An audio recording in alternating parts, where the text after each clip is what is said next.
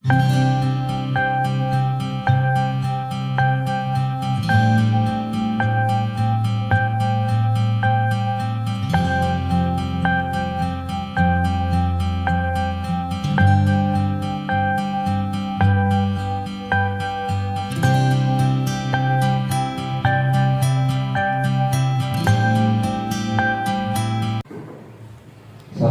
warahmatullahi wabarakatuh. Bapak Ibu guru hebat yang saya hormati, alhamdulillahirabbil alamin wa bihi nasta'in wa ala umuri dunya waddin. Wassalatu wassalamu ala asyrofil anbiya'i wal mursalin wa ala alihi wa sahbihi ajma'in.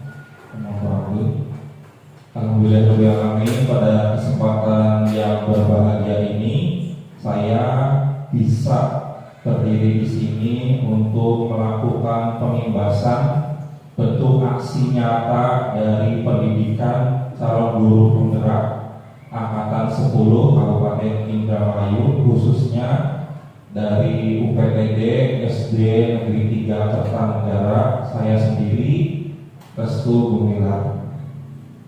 Baik Bapak Ibu, untuk mempersingkat waktu, di sini saya akan melakukan pembahasan modul 1.4, yaitu tentang budaya positif guru penggerak angkatan 10.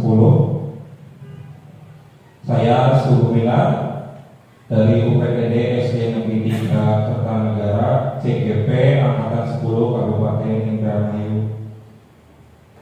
Nah, tujuan pembahasan kali ini yang pertama, untuk memenuhi tugas guru penggerak dalam rangka aksi nyata modul 1.4 budaya positif. Yang kedua, berbagi pengetahuan dan pengalaman apa itu budaya positif dan bagaimana menumbuhkan budaya positif. Yang ketiga, membuat perubahan kecil di sekolah untuk menciptakan budaya positif yang akan berdampak positif bagi sekolah, murid, dan guru. Adapun topik pembahasan yang pertama adalah kebutuhan dasar manusia. Topik pembahasan kedua adalah restitusi posisi 5 kontrol, dan yang pembahasan ketiga adalah segitiga restitusi. Budaya positif sendiri adalah serangkaian nilai, kepercayaan, norma, dan praktik yang dijunjung tinggi oleh seluruh komunitas sekolah, baik siswa, guru, staf, ataupun orang tua, yang mendorong lingkungan yang mendukung inklusif dan inspiratif. Jadi budaya positif itu tumbuh secara naluri di dalam sekolah, menunjukkan hal-hal positif. Ya, sebagai contoh ini Bapak Ibu, ketika sekolah sudah menerapkan 5S, senyum, sapa, salam, sopan, santun, tanpa ada paksaan, secara otomatis anak itu sendiri ketika bertemu dengan gurunya akan menyapa seperti itu, akan bahkan bersalaman gitu, meminta untuk bersalaman, menyapa dengan sopan dan santun. Itu salah satu contoh dari budaya positif yang sudah tumbuh di dalam sekolah. Kemudian ke pembahasan untuk menumbuhkan budaya positif, kita harus mengenal dulu tentang kebutuhan dasar manusia. Kebutuhan dasar manusia itu ada 5. Yang pertama, kebutuhan bertahan hidup atau survival. Berikutnya, kebutuhan kasih sayang dan rasa ingin diterima. Berikutnya ada yang ketiga, yaitu kebutuhan pengakuan atau power atas kemampuan dirinya. Yang keempat, kebutuhan kebebasan atau kebutuhan akan pilihan. Jadi anak itu ketika ingin bebas, maka anak punya pilihan seperti itu. Dan yang terakhir, kebutuhan kesenangan. Kebutuhan ini dilandasi karena dari hati, biasanya ingin bahagia seperti itu. Berikut yang ini ada sebuah contoh kasus ya mengenai kebutuhan manusia. Saya bacakan, Ibu Ani, guru wali kelas 2 di SMP Pelita Hati, sedang bingung menghadapi ulah salah satu murid di kelasnya yang bernama Agus. Beberapa anak di kelas 2 telah datang padanya dan mengeluh karena Agus ini sering meminta bekal makan siang dengan secara paksa. Jika Anda menghadapi situasi seperti Ibu Ani, apa yang akan Anda lakukan? Menurut Anda, kira-kira apa alasan Agus melakukan hal tersebut? Nah, di sini ada penjelasannya. Dalam konteks penerapan disiplin positif, Ibu Ani sebaiknya mencari tahu dulu. Jadi jangan langsung yang namanya memarahi seperti itu, kurang bagus, apalagi untuk guru ya, Bapak Ibu.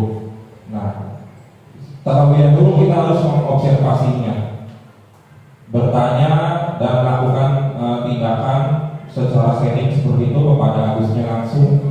Dan apabila jawaban Agus, ya, ketika nomor 1 ini, apabila jawaban Agus karena ia merasa lapar dan orang tuanya tidak membawakan bekal makanan, berarti tindakan yang dilakukan oleh Agus adalah berdasarkan kebutuhan bertahan hidup.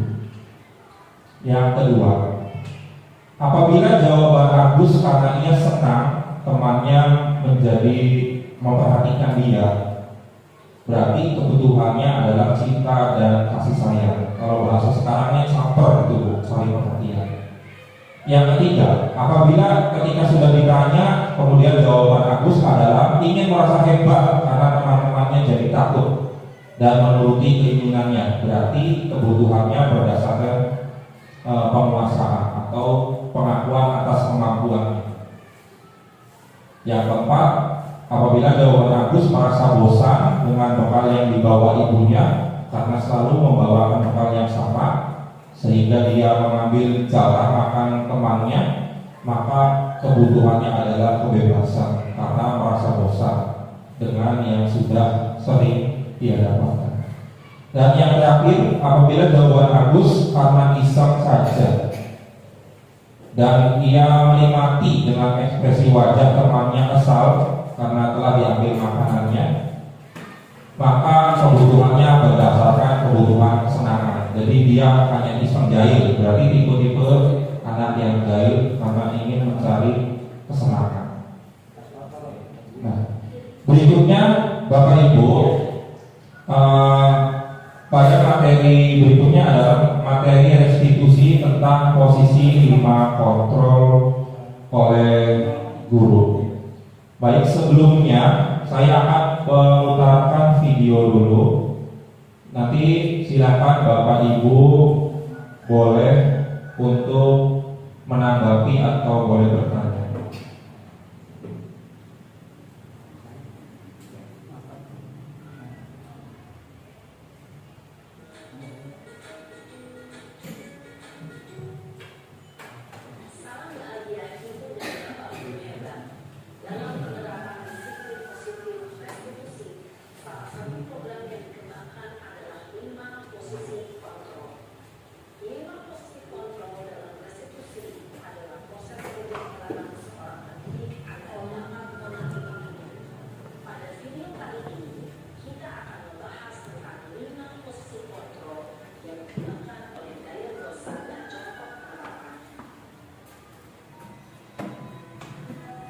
Nah, Bapak Ibu, ini ada kasus anak yang terlambat.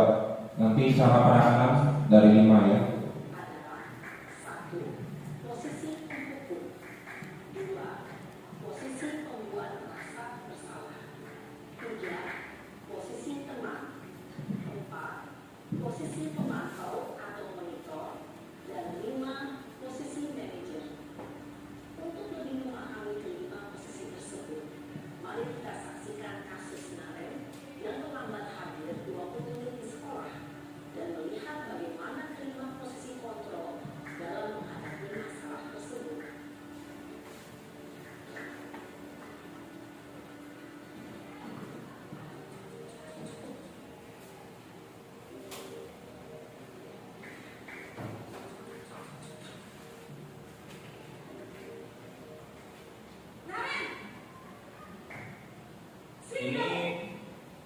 sebagai penghukum ya Bapak Ibu. Selalu terlambat. Kamu deh, pasti terlambat. Saya Apa? Apa coba? Alasan kamu apa lagi? Kapan sih kamu tidak terlambat? Malas sekali ya kamu jadi anak. Dasar pemalas. Gak kapok-kapok sih kamu. Sudah berapa kali terlambat? Sana, kamu keliling lapangan basket 2 kali. kenapa saya harus keliling lapangan basket, Bu? Kenapa? Kamu malah ibu. Berani-beraninya jawab. Sudah terlambat, masih berani jawab juga. Sekarang, keliling lapangan basket 5 kali sekalian. Biar kapok. Cepat. Pergi sana ke lapangan basket. Posisi penghukum biasanya berbicara dengan nada tinggi, menghardik, menunjuk-nunjuk, menyakiti, dan menyindir. Hukuman bisa berupa fisik maupun psikis. Ibu dan bapak guru hebat. Dampak yang terjadi pada murid ketika belum berada pada posisi penghukum adalah murid cenderung akan membuang menerima dendam. Ya, Bapak Ibu, jadi ketika kita sebagai guru memposisikan diri sebagai penghukum, itu dampaknya yang pertama murid bisa menjadi sosok yang pendendam. Yang kedua, tidak akan menyukai guru atau mata pelajaran yang diakunya. Ya, bahkan ketika selain mendapatkan hukuman fisik, gitu, ada juga yang mendapatkan hukuman psikis. Ya, bahkan kasus yang lebih beratnya, anak bisa jadi males untuk ke sekolah. Karena apa? Karena mungkin dulunya pernah dihukum oleh guru, dipermalukan seperti itu, akhirnya dampak psikisnya dia merasa terbebani. Seperti itu ya Bapak Ibu. Berikutnya untuk kasus yang kedua. Posisi pembuat merasa bersalah.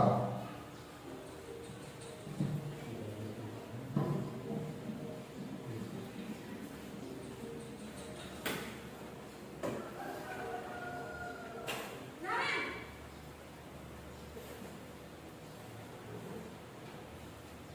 Ibu, Naren!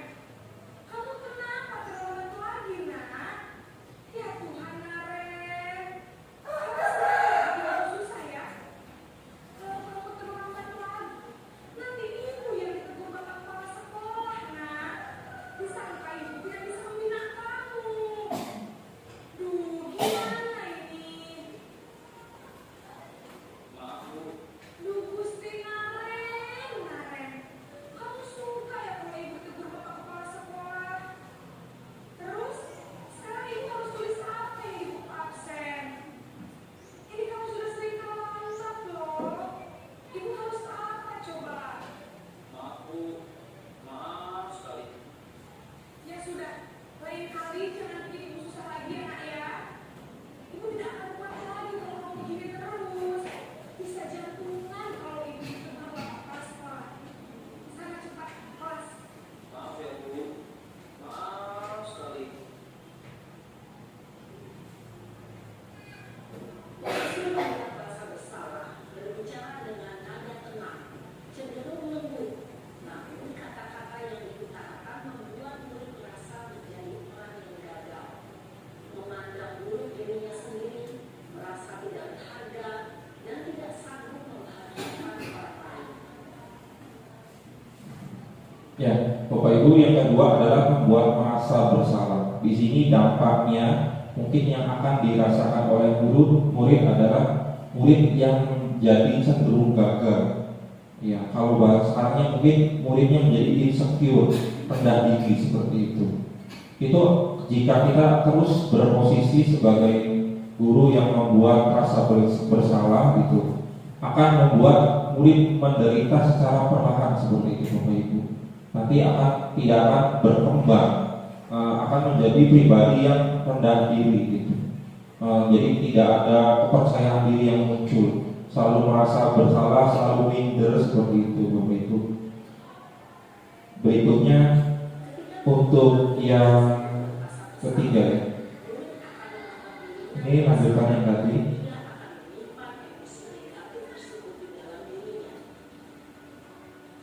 Nah ini yang tiga, posisi teman.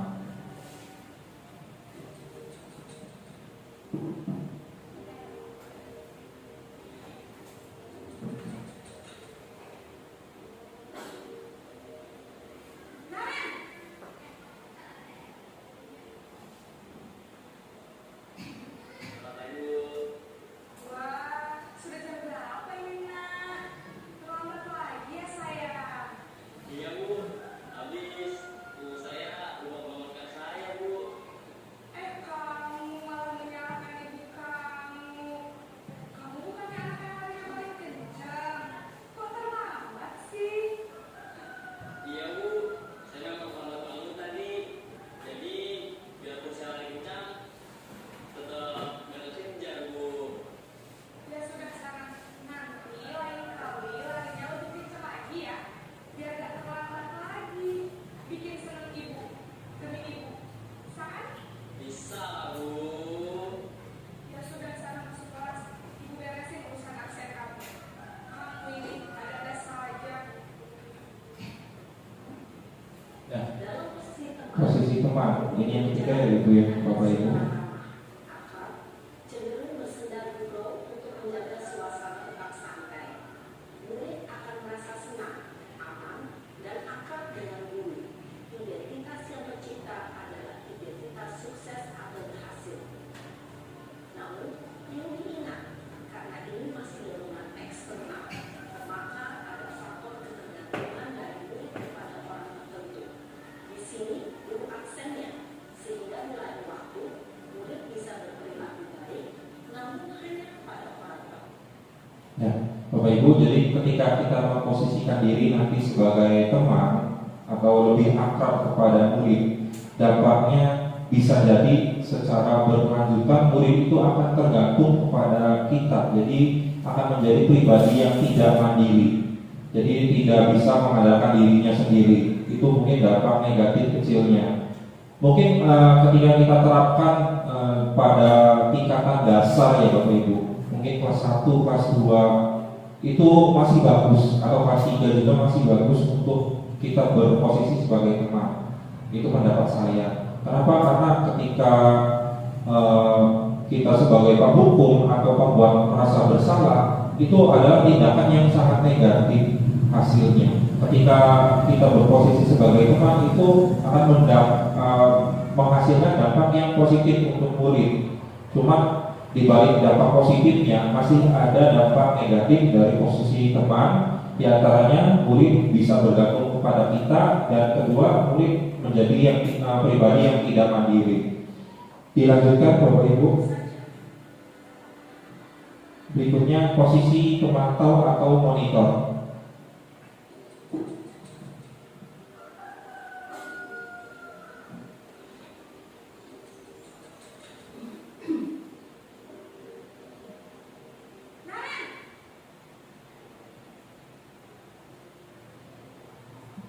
Selamat pagi Bu. Nah, Ren, apa peraturan sekolah kita tentang jam berapa kita harus masuk sekolah, Nak? Kita harus di sekolah jam 7. Iya, betul. Sekarang sudah jam 7.20. Kalian sudah tahu konsekuensinya dengan makan tadi? Paham Bu, saya harus tinggal kelas pas jam istirahat selama 20 menit. Iya, benar. Konsekuensinya demikian. Jadi nanti jam 9.30 pas istirahat, kamu harus tinggal di kelas untuk mengerjakan tugas kamu. Ya? Dia udah jawab. Posisi pemantau akan digunakan atau data untuk mengontrol murid. Guru mengarahkan murid berdasarkan peraturan dan konstitusi. Nah Bapak Ibu, posisi pemantau, seorang pemantau akan bersuara datar, tidak emosional, tidak bersedak gurau, ataupun menggunakan suara tinggi. Di sini juga yang kedua, tercipta identitas diri, posisi atau berhasil. Jadi masih ke dalam dampak yang positif. Yang ketiga, pemantau perlu senantiasa memantau pada saat murid diberikan sanksi oleh guru. Guru pun harus selalu mengawasi. Jadi kemungkinan ya, untuk posisi pemantau ini mengakibatkan ketika murid tidak diawasi oleh kita saat menyelesaikan konsekuensi yang dihadapi, maka murid tersebut nanti akan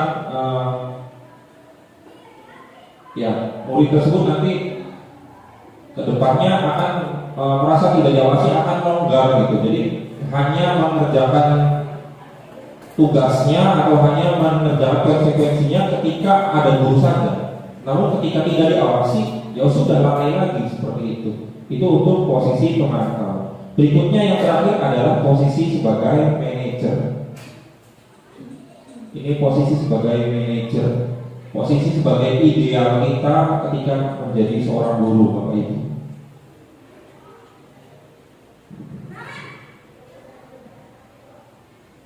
Ya, videonya diulang-ulang terus ya, tapi hanya berbeda perlakuan.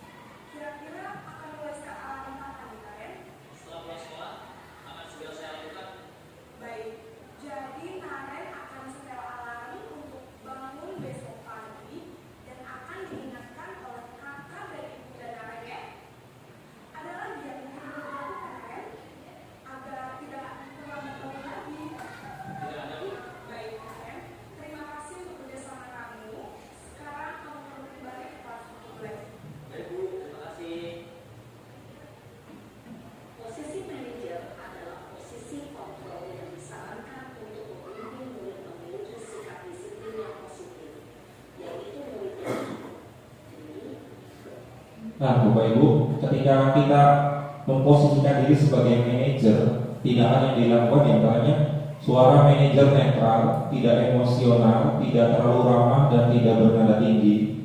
Kemudian tercipta identitas positif atau berhasil.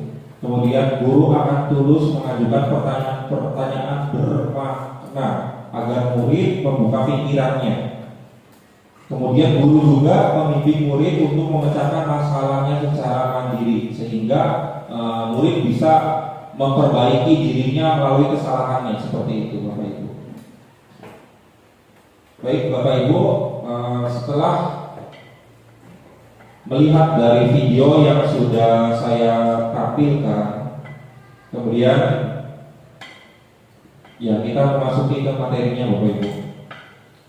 Menurut Diane Gosset dalam buku Restitusi Restoring School Discipline tahun 1998 mengemukakan bahwa guru perlu meninjau kembali penerapan disiplin di dalam ruang-ruang kelas mereka selama ini. Apakah telah efektif, apakah berpusat memerdekakan dan memandirikan murid, lalu bagaimana dan mengapa. Melalui serangkaian riset dan berdasarkan pada teori kontrol Dr. William Gosset berkesimpulan bahwa ada 5 posisi kontrol yang ditetapkan oleh seorang guru, orang tua ataupun atasan dalam melakukan kontrol.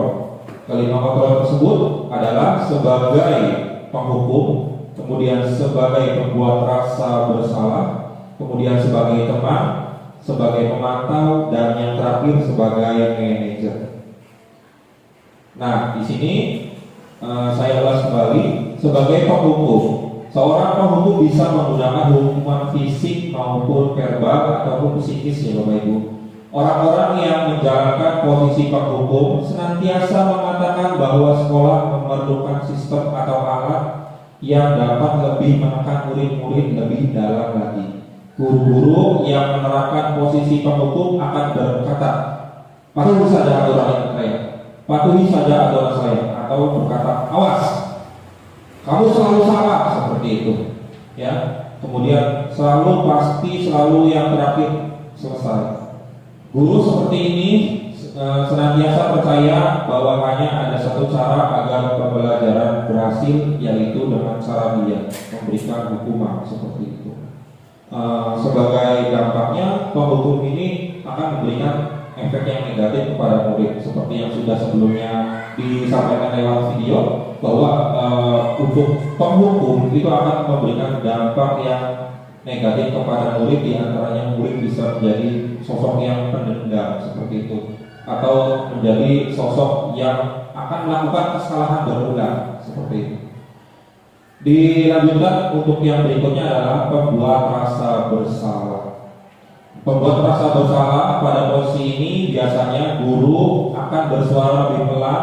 Pembuat rasa bersalah akan menggunakan keheningan yang membuat orang lain merasa tidak nyaman, bersalah atau rendah diri. Jadi memaksa mereka untuk berpikir bahwa dirinya emang salah, seperti itu.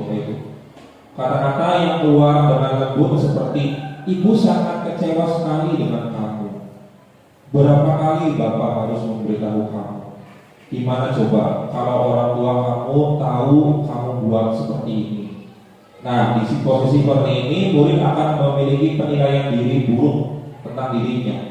Jadi bahwa dirinya itu buruk melakukan kesalahan gitu. Murid merasa tidak berharga dan telah mengecewakan orang-orang yang disayangi. Jadi lama-kelamaan jika kita bertindak sebagai pembuat rasa bersalah, maka akan membuat murid menjadi sosok yang rendah diri, tidak percaya diri seperti itu Bapak Ibu, merasa tidak berharga. Dilanjutkan ke yang ketiga, sebagai teman, guru pada posisi ini tidak akan menyakiti murid, namun akan tetap berupaya mengontrol murid melalui persuasi. Posisi teman pada guru bisa negatif ataupun positif. Positif di sini berupa hubungan baik yang terjalin antara guru dan murid. Kemudian murid di posisi teman menggunakan guru di posisi teman menggunakan hubungan baiknya untuk membuat humor-humor kecil, ya, untuk membangun komunikasi, untuk mempengaruhi mereka. Tujuannya seperti itu. Contohnya, ayo bantulah demi bapak. Gitu. Ayo ingat, tidak bantuan bapak selama ini, gitu ya. Ya sudah, kali ini tidak apa-apa, nanti ibu bantu bereskan. Nah itu seolah-olah kita akrab dengan murid ya Bapak Ibu ya. Mungkin seperti yang sebelumnya saya utarakan, di balik dampak yang dihasilkan positif, namun ada hal negatif juga yang diperoleh bila kita memposisikan diri sebagai teman. Bahwa bila kita sebagai guru tidak membantu murid tersebut, nanti murid tersebut akan kecewa. Saya pikir Bapak Ibu guru teman saya, murid merasa akan dikecewakan dan tidak mau lagi berusaha untuk memperbaiki diri. Baik, berikutnya sebagai pemantau. Nah, ketika guru berposisi sebagai pemantau, berarti mereka mengawasi sebagai pengawas. Pada saat kita mengawasi, kita bertanggung jawab atas perilaku orang-orang yang kita awasi. Posisi pemantau berdasarkan pada peraturan-peraturan dan konsekuensi yang ada. Dengan menggunakan sanksi atau konsekuensi, kita dapat memisahkan hubungan pribadi kita dengan murid sebagai seorang yang menjalankan posisi pemantau. Kemudian contoh dari pertanyaan yang diajukan oleh seorang pemantau diantaranya, peraturannya apa? Apa yang telah kamu lakukan? Sanksi atau konsekuensinya apa? Seperti itu. Jadi menanyakan kembali aturan-aturan yang sudah dilakukan di sekolah gitu. Jadi mengingat kembali. Seorang pemantau sangat mengandalkan perhitungan catatan data yang dapat digunakan sebagai bukti atau perilaku seseorang.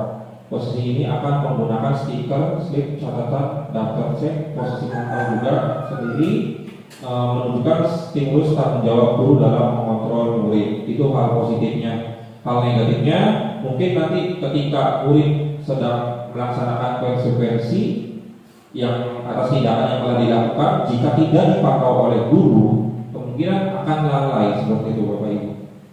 Dilanjut yang terakhir, posisi sebagai manajer. Posisi terakhir ini adalah posisi di mana guru berbuat bersama dengan murid, mempersilakan murid mempertanggungjawabkan perilakunya, mendukung murid agar dapat menemukan solusi atas permasalahannya sendiri.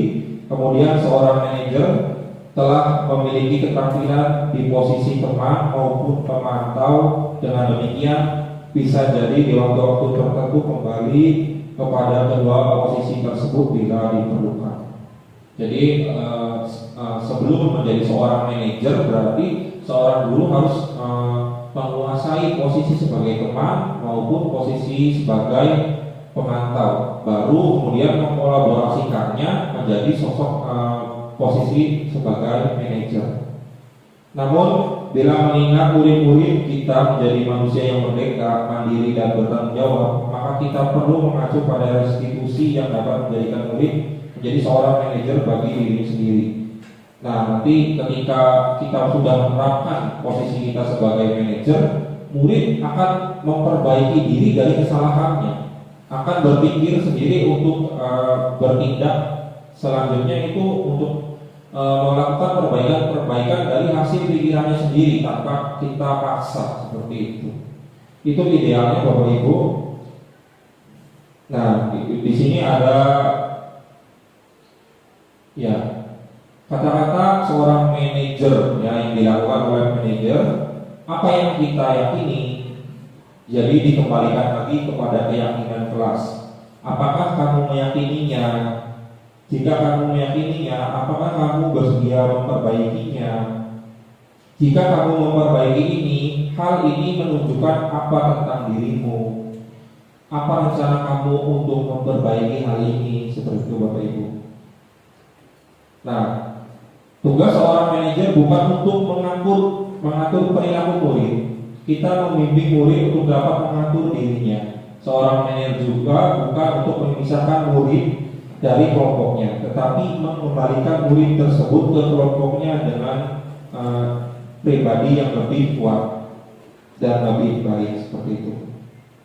Nah, ini untuk tabel 5 posisi kontrol ya sebagai penghukum. Nah, ini penghukum dan pembuat rasa bersalah identitasnya gagal Bapak Ibu ternyata.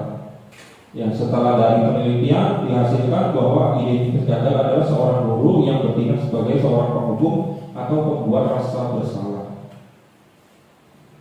Kemudian identitas berhasil, sukses adalah 3, yaitu sebagai teman, sebagai pemantau, atau sebagai manajer. Nah, ini pertanyaan-pertanyaan. Saya kecewa sekali dengan kamu. Kamu tidak pernah melakukannya. Ayo lakukan oleh Bapak Ibu. Nah, ini sedikit kuis ya Bapak Ibu. Kira-kira nomor 1, saya kecewa sekali dengan kamu. Kira-kira ini sebagai apa? Posisi sebagai apa? Saya kecewa dengan kamu. Gimana Ibu? Pembuat rasa bersalah. Oke. Kemudian kamu tidak pernah benar melakukannya. Berarti posisi sebagai ayo lakukan demi ibu, bapak, teman ya. Oke. Kemudian apakah kamu dapat stiker bintang hari ini? Ya, berarti ini sebagai pemantau ya Bapak Ibu. Pemantau. Ini kamu tidak pernah benar melakukannya, berarti menyalahkan murid Bapak Ibu. Ya, berarti sebagai penghukum, disalahkan dulu anaknya gitu. Sebelum anaknya mengklarifikasi kesalahannya, sudah terlebih dahulu dijudge bahwa dia salah. Berarti untuk yang kedua ini adalah sebagai penghukum. Berikutnya bagaimana kamu bisa menyelesaikan masalah ini? Manajer ya Bapak Ibu ya. Jadi supaya anaknya bisa berpikir gitu. Ya. Makanya saya tadi bilang untuk manajer ini mengharuskan anak untuk bisa berpikir ke depannya untuk memperbaiki kesalahan-kesalahannya. Makanya untuk kelas 1 atau kelas 2 SD mungkin untuk tetap mereka suruh berpikir masih agak susah ya Bapak Ibu ya, masih agak susah. Makanya mungkin yang cocok untuk sebagai teman. Yang terakhir, kamu selalu yang paling terakhir. Penghukum juga. Oke. Ya, ini jawabannya. Membuat rasa bersalah, benar ya Bapak Ibu. Kemudian penghukum, teman, pemantau, manajer, dan penghukum. Luar biasa. Kita betul semua Bapak Ibu. Tepuk tangan. Iya. Luar biasa ya Bapak Ibu, ternyata sudah memahami dari kelima posisi kontrol tadi, pembuat rasa bersalah, penghukum, teman, pemantau, manajer, dan ini yang terakhir penghukum. Luar biasa, dari kuis yang ada ternyata betul semua ya Bapak Ibu ya. Nah, ini yang terakhir, materi penutup, yaitu tentang segitiga restitusi. Jadi ketika kita sudah menerapkan diri sebagai posisi kontrol manajer, jadi ada 3 tindakan segitiga restitusi. 3 tindakan yang harus dilakukan jika kita memposisikan diri sebagai posisi manajer. Nah, restitusi sendiri merupakan proses menciptakan kondisi bagi murid untuk memperbaiki kesalahan mereka, sehingga mereka bisa kembali pada kelompok mereka dengan karakter yang lebih kuat menurut Gosen tahun 2004. Nah, untuk segitiga restitusi adalah tindakan-tindakan yang dilakukan guru yang bertujuan agar peserta didik dapat mencari solusi untuk masalahnya dan dapat berpikir tentang orang seperti apa yang mereka inginkan atau bagaimana mereka harus memperlakukan orang lain, menjadi lebih memiliki tujuan, menjadi lebih positif dan memulihkan dirinya setelah berbuat salah, serta menjadi orang yang menghargai nilai-nilai kebajikan yang mereka percayai. Ini untuk lambangnya. Jadi ada tahapannya. Tahapan pertama, menstabilkan identitas. Ya, jadi ketika ada anak yang bermasalah, kita stabilkan dulu identitasnya. Gitu. Artinya kita jangan langsung memarahi atau jangan langsung menghardik bahwa mereka itu salah seperti itu. Kita stabilkan dulu identitasnya, kita tanya dulu kebenarannya. Yang kedua, validasi tindakan yang salah. Kita konfirmasi dulu tindakan yang sudah dilakukan anak itu apakah benar salah seperti itu. Dan yang ketiga, menanyakan keyakinan. Jadi menanyakan keyakinan ini bertujuan nanti untuk memproses dia untuk bisa mengevaluasi dirinya sendiri. Nah, ini yang pertama tadi, menstabilkan identitas. Tujuannya untuk membuat anak merasa gagal karena membuat salah menjadi positif terhadap dirinya. Jadi ketika anak sudah merasa gagal karena berbuat kesalahan, menjadi positif untuk dirinya gitu. Guru berkata berbuat salah itu adalah hal yang manusiawi.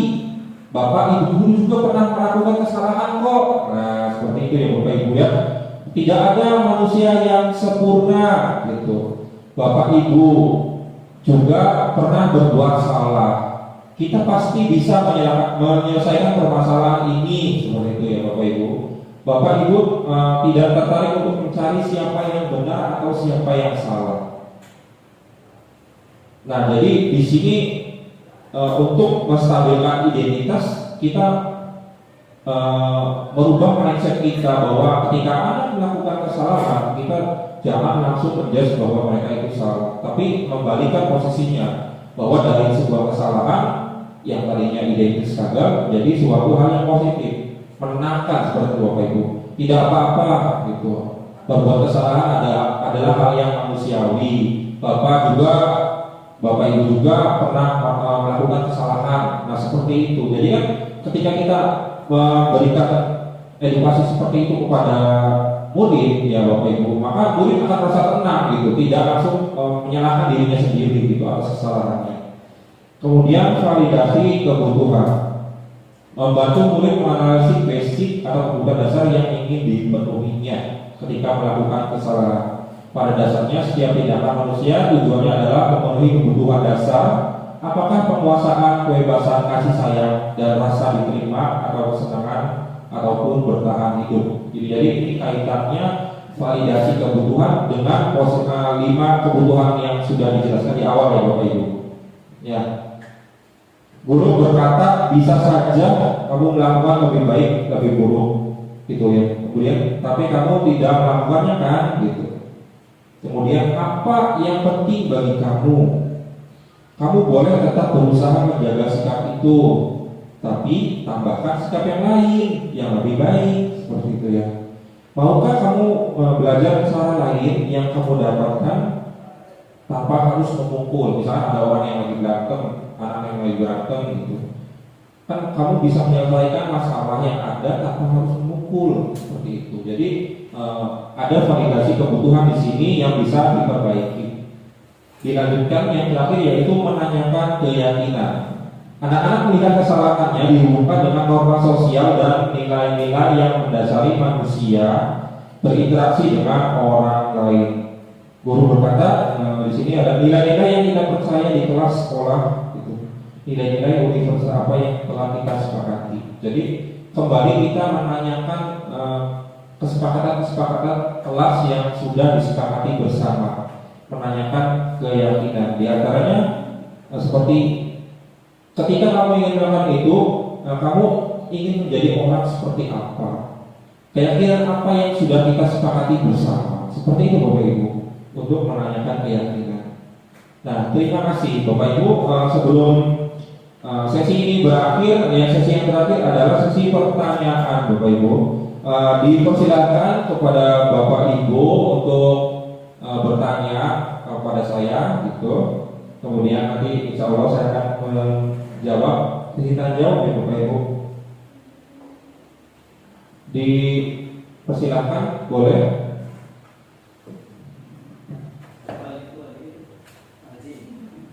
Boleh Pak Haji.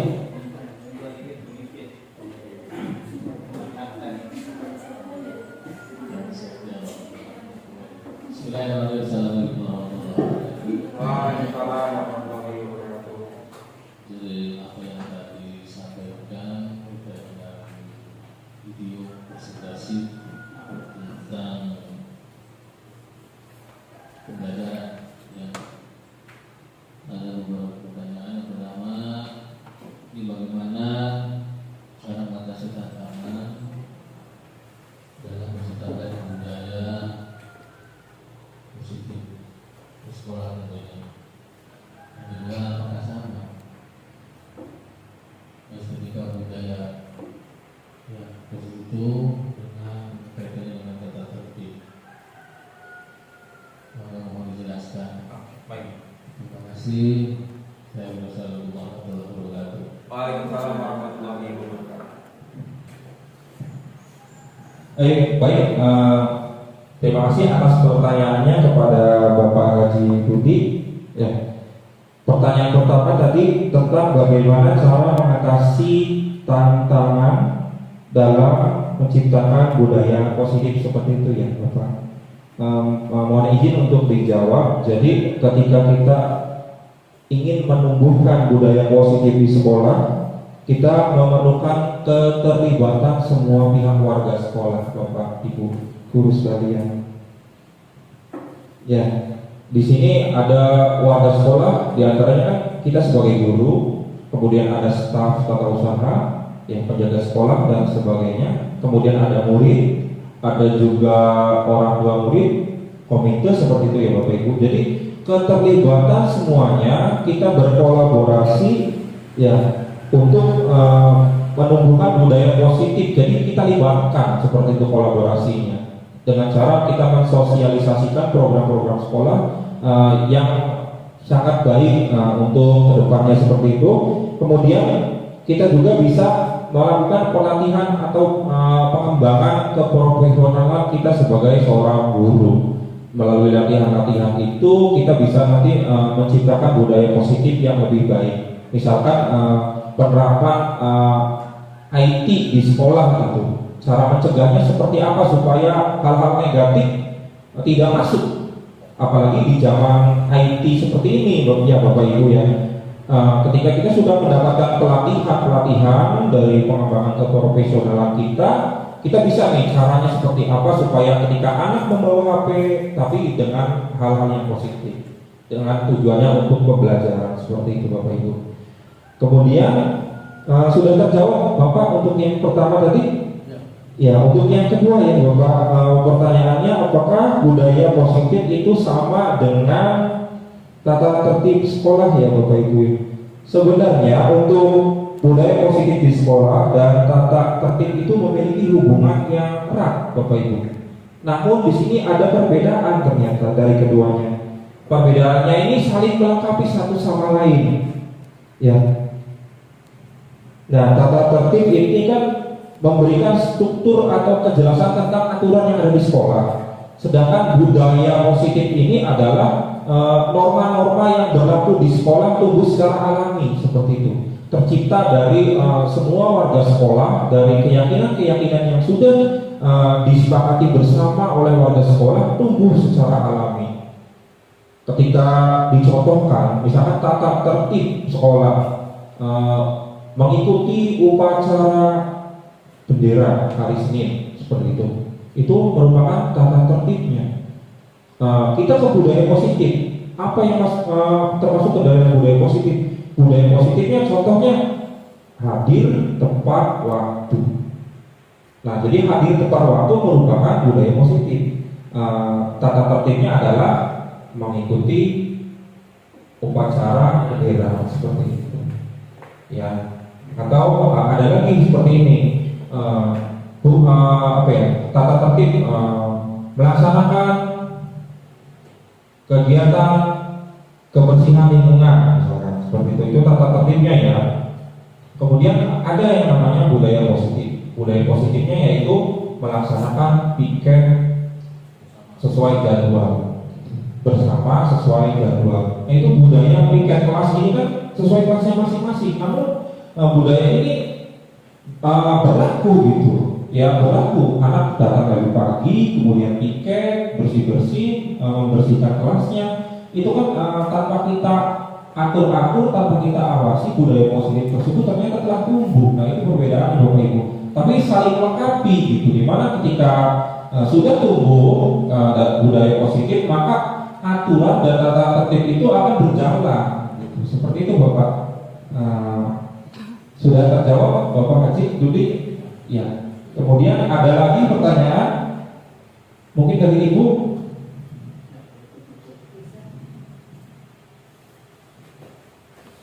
Ibu ya, dipersilakan.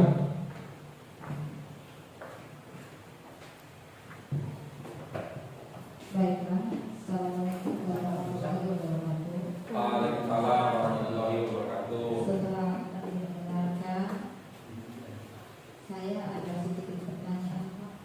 Apakah dampak jika kita berposisi sebagai penghukum dan pembuat merasa bersalah? Mungkin itu saja dari saya. Baik, saya ulangi pertanyaannya ya Ibu.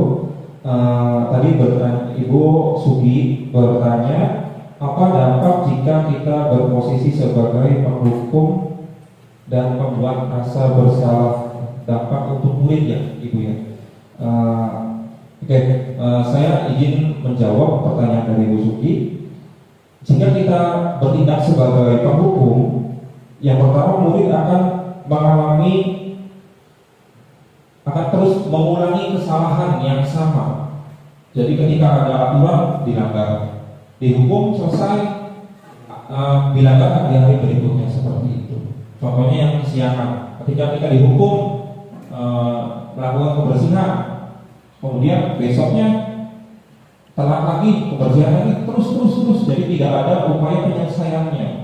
Anak tidak akan berpikir untuk menyelesaikan masalah tersebut. Bahkan efek yang sangat negatifnya ketika kita bertindak sebagai penghukum, apalagi ketika kita sudah menerapkan hukuman fisik, itu bisa membuat murid menjadi lebih agresif atau pendendam, akan dendam pada kita sebagai guru. Bahkan jika kita menerapkan hukumannya secara psikis, ya, yang menyerang psikis mereka atau menggunakan kata-kata verbal yang menyakitkan, itu akan mengenaknya benar-benar sampai ke hati, Bapak Ibu. Bahkan mungkin ketika di SMA atau kuliah ya, atau sudah kerja sekalipun, akan selalu mengingat kata-kata kasar yang kita ucapkan ke mereka. Itu efek negatifnya. Jadi akan sangat buruk gitu ya untuk murid sendiri, sehingga kita berposisi sebagai penghukum. Kemudian yang kedua, jika kita berposisi sebagai pembuat rasa bersalah ya, murid akan menjadi rendah diri, Bapak Ibu, akan menjadi murung, tidak memiliki kepercayaan dirinya. Kenapa? Karena murid berupaya untuk menjelaskan, tapi kita sebagai gurunya, ketika kita melakukan sebagai posisi pembuat rasa bersalah, akan membuat muridnya bersalah dulu, akan membuat muridnya mengakui kesalahannya dulu gitu. Padahal murid akan berusaha untuk menjelaskan. Itu kan sebuah kontradiktif ya Bapak Ibu ya. Maka di situ akan timbul atau muncul rasa rendah diri dari murid, akan murung gitu, akan tidak percaya diri. Bahkan identitasnya murid akan merasa bersalah dan akan merasa gagal, seperti itu Bapak Ibu. Ya, baik Bapak Ibu, demikian bentuk pengimbasan dari saya sebagai calon anggota guru penggerak angkatan 10 Kabupaten Indramayu dari UPTD SD Negeri 3 Kertanegara Haur Gelis. Diucapkan beribu-ribu terima kasih kepada Bapak Ibu yang sudah hadir mengikuti kegiatan ini sampai selesai. Akhirul kalam, wabillahi taufiq wal hidayah. Wassalamualaikum warahmatullahi wabarakatuh.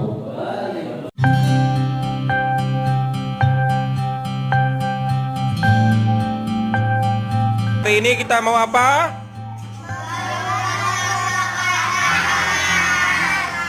Membuat kesepakatan kelas. Oke. Dalam membuat kesepakatan kelas, nanti Bapak bagi ke dalam beberapa kelompok. Nanti setiap kelompok ya, silahkan menuliskan ya hal-hal apa saja yang kiranya bisa kita sepakati bersama. Oke, Devita tolong bagikan ke setiap kelompok ya, di satu kelompok satu ya. Oke, disepakati bersama. Oke,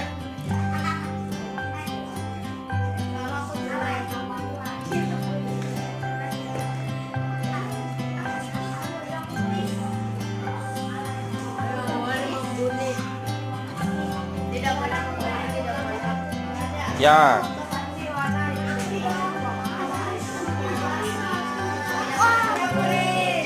Oke, perhatian. Untuk membuat kesepakatan kelas, nanti Bapak kasih clue-nya. Kurang satu itu ada yang lebih. Ya. Oke.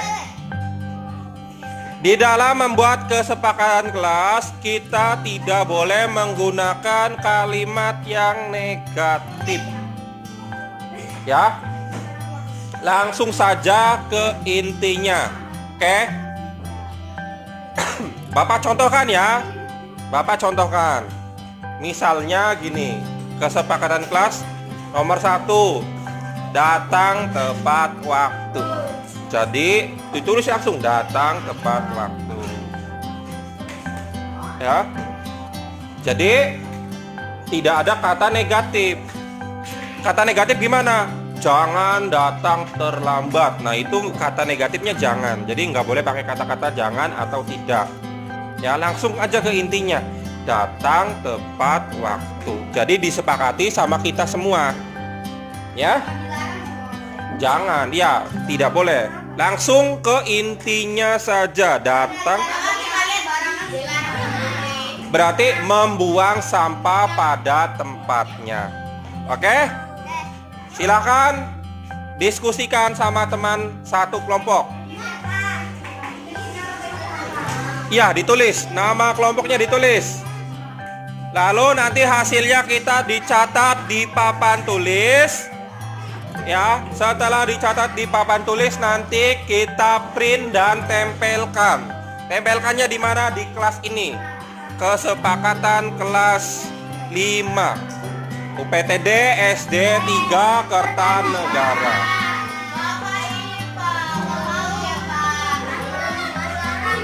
Nggak pakai kata dilarang, langsung ke intinya saja ya.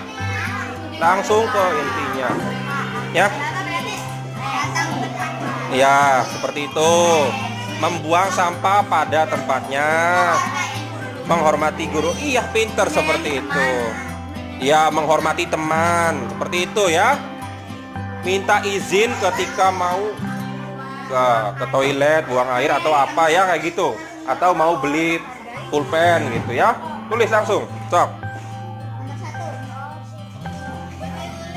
Kelas 5 dong. Ya, betul tuh. Masuk tuh. Kesepakatan kelas 5. Bebas. Sebanyak-banyaknya. Iya. Iya, nggak apa-apa, tulis sih. Yang tidak masuknya ditulis.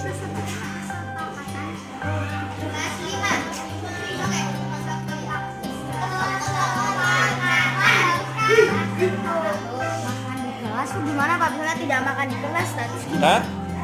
tidak makan di kelas. Bapak nggak boleh kalimat dilarang. Iya. Tidak makan di kelas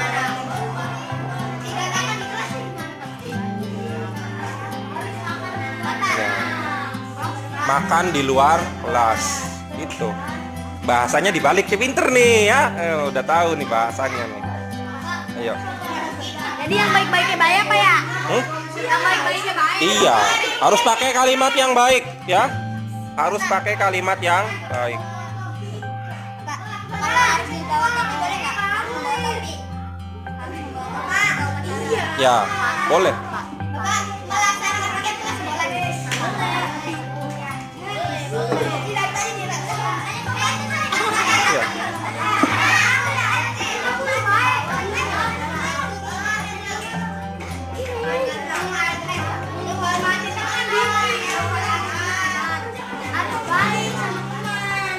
Ya.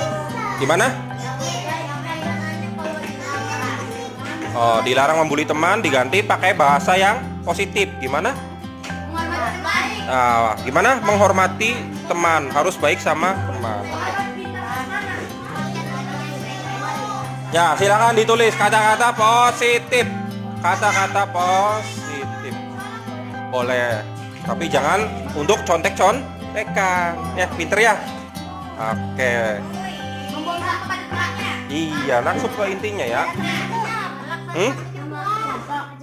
Kesepakatan kelas 5. Gimana? Iya, langsung ditulis kesepakatan kelas 5. Nanti ya, setelah nanti diketok palu atau disepakati bersama, tolong nanti kalian ya dijaga nanti kesepakatan kelasnya. Kamu yakini kesepakatan kelas kita supaya apa? Supaya semuanya bisa saling menghargai dan saling menghormati. Oke?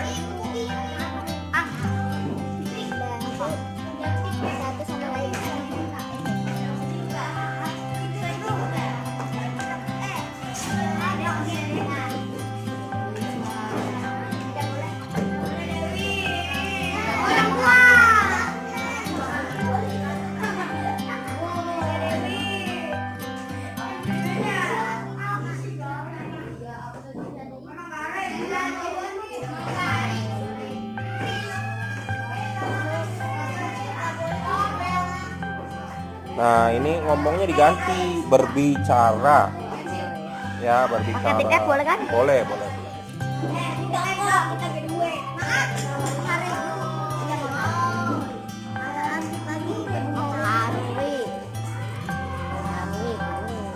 Harui.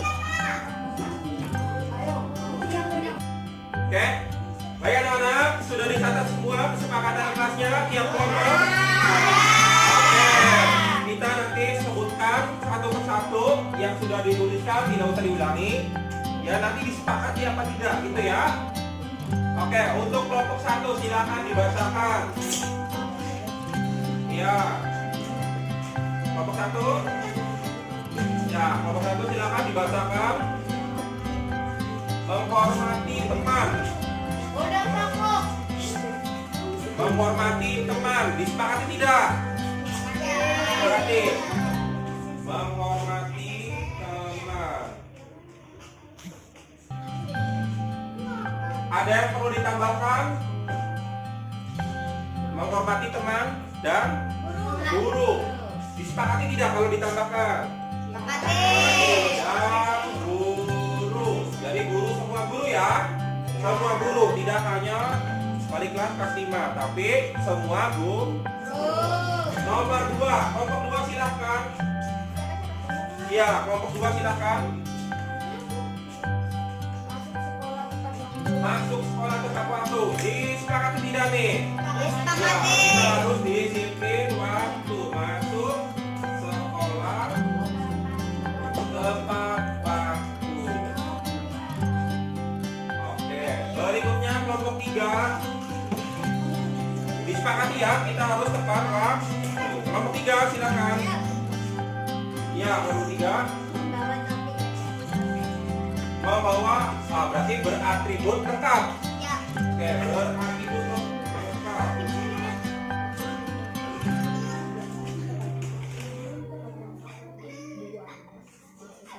Ya, beratribut lengkap. Ya, sepakat tidak? Oke. Nomor 4. Apa nih nomor 4? Nomor 4, ayo. Bacakan. Nomor 4. Ya, membuang sampah pada tempatnya. Oke, membuang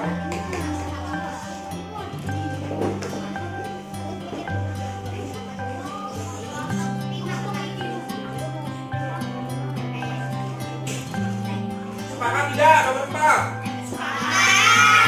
Oke, biasanya nih habis membuang sampah berarti kita harus apa nih? Nomor kelompok 5, kelompok 5, ayo. Ya, Devita kelompoknya. Ya. Kelompok 6 dulu boleh, kelompok 6 dulu. Menjaga lingkungan berarti sama aja dengan piket ya. Melaksanakan apa berarti? Disepakati tidak nih? Kita harus ada piket nih di kelas. Ya. Melaksanakan piket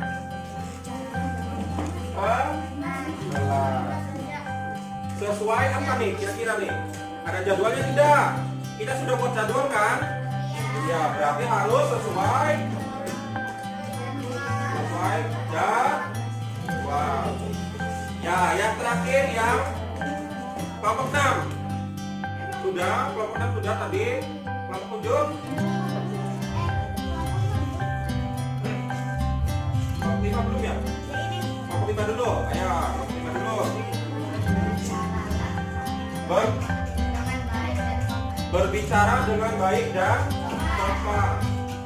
Berbicara dengan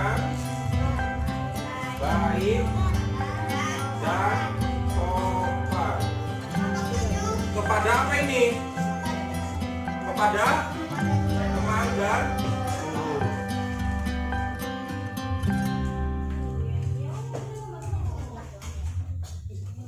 Guru, ini ya. Oke, sepakati tidak nomor 6? Nomor 7.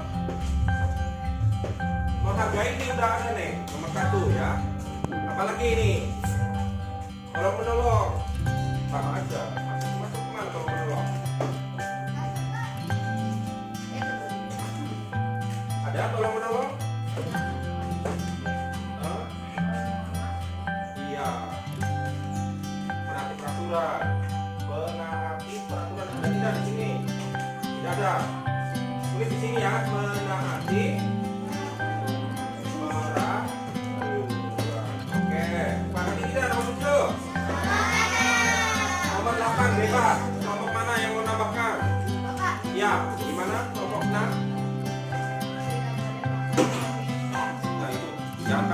kata negatif. Gantinya apa?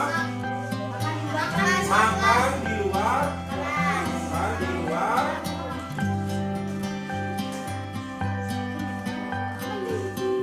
Makan di luar kelas saat jam istirahat.